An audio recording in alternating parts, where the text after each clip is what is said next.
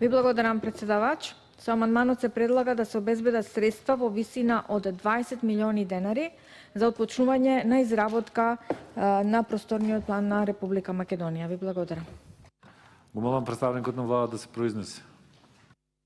Амандманот не се прифаќа, тој е во делокрugот на работењето на министер за животна средина и верувам дека си има во својот буџет, значи планирани такви средства за овие активности, пошто се работи за изработка на просторен план на целата територија. Може би ќе треба повеќе средства, а може би министерството си има динамика на погодини на реализација на овој план. Амандманот не се прифаќа. Отварам расправа по амандманот. Дали некој бара збор? Збор има колешката Лилијана Затуровска, повелете. Благодарам, почитуван председавач, почитуван заменик министар.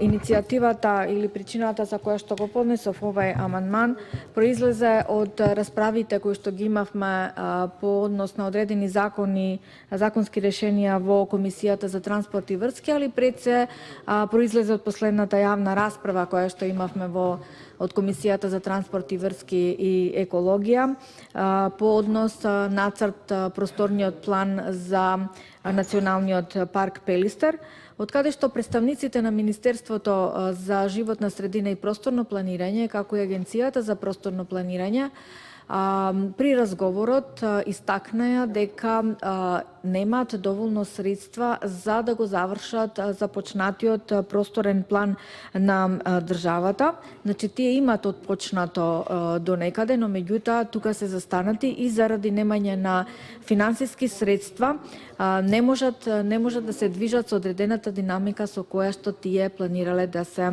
се движат. Многу е, не знам како да кажам, вие кажате дека тоа е во надлежност на Министерството за животна средина и просторно планирање, од таму вие кратите огромна сума на средства.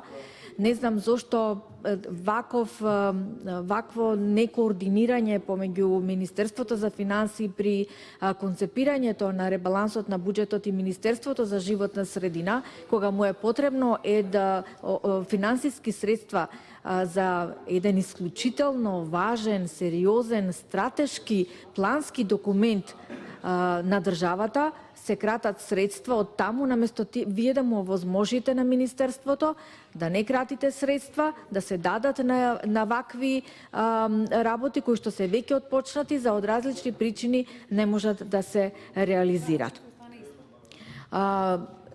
Не знам, сигурно знаете колкава е важноста од донесувањето на просторниот план на Република Македонија, затоа што сите процеси, буквално во сите сфери, од планирањето, урбанизамот, градежништвото, инфраструктурата, екологијата, не знам се друга да поврзам, се поврзани, исто така и реализирањето или изготвувањето на урбанистичките планови во сите места на територија на Република Македонија зависат токму од носењето на еден ваков стратешки документ како што е просторниот план на Република Македонија. И замислете, овде јавно пред сите на јавната расправа, представниците кажаа, извинете, но ние не можеме тоа да го направиме.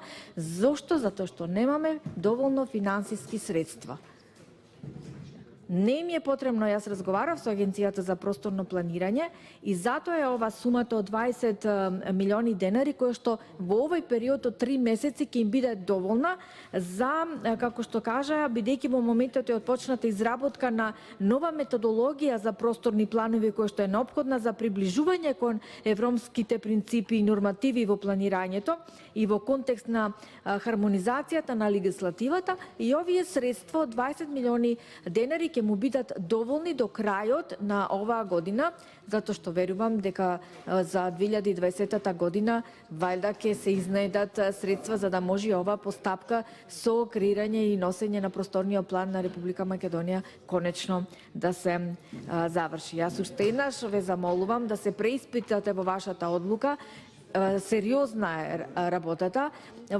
Знаете што може да ни се случи при немање на параметри и при немање визија за просторно планирање на државата, какви се можни грешки можат да се направат при носењето на урбанистичките планови. Затоа ве молам, заменик, да уште еднаш размислите. Благодарам.